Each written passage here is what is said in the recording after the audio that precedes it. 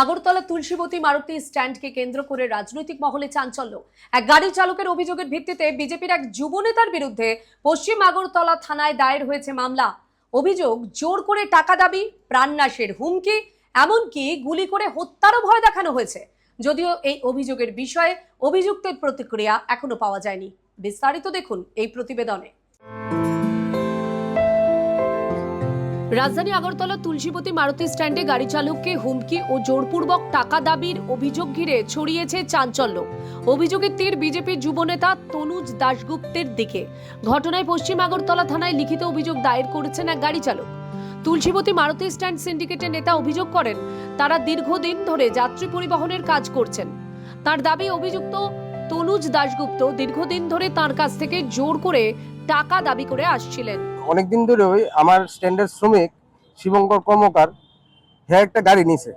গাড়ি নেওয়াতে নাকি অনেকে প্রাণনাশের হুমকি দিতেছে, টাকা পয়সা চাইতেছে।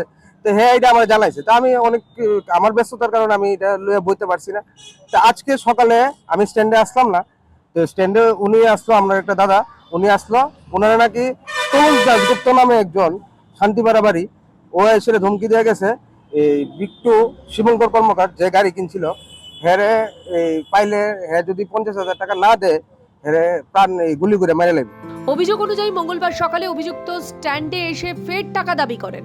টাকা দিতে অস্বীকার করলে তাকে প্রাণে মেরে ফেলার হুমকি দেওয়া হয় এবং গুলি করে হত্যারও ভয় দেখানো হয় বলে অভিযোগ। ঘটনার পর আতঙ্কিত হয়ে মারুতি স্ট্যান্ডের অন্যান্য চালক ও প্রতিনিধিরা পশ্চিম আগরতলা থানায় গিয়ে লিখিত অভিযোগ দায়ের করেন এবং অভিযুক্তের বিরুদ্ধে আইনানুগ ব্যবস্থা নেওয়ার দাবি জানান। সিন্ডিকেটে তনুজ আইছিল, আইসিরা আমরা জিজ্ঞেস করতেছে বিট্টুকে সিন্ডিকেটের নিয়ে। আমি সিন্ডিকেটের গাড়ি চালাই আনে। তো তারে কইও ঠিক করে থাকতো, তারে তারে পিটার সামরাড়ি তুলালাম। আমি কিতিছে ও হইছে হেরে কইয়া দিও, জানাই দিও, একটা ফোন করে কইয়া দিও তারে স্ট্যান্ডে আইলে যাতে ঠিক করে থাকে। হেরে আড়াই হুড়াইলাম এক শুদ্ধ দিয়েছিলা, কিতাব মেরা লাইব গেছিলা।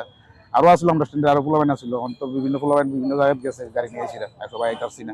এই অভিযোগের ভিত্তিতে পুলিশ তদন্ত শুরু করেছে বলে জানা গেছে। তবে এই প্রতিবেদনের সময় পর্যন্ত অভিযোগের বিষয়ে অভিযুক্ত বিজেপি নেতা তনুজ দাশগুপ্তের কোনো প্রতিক্রিয়া পাওয়া যায়নি।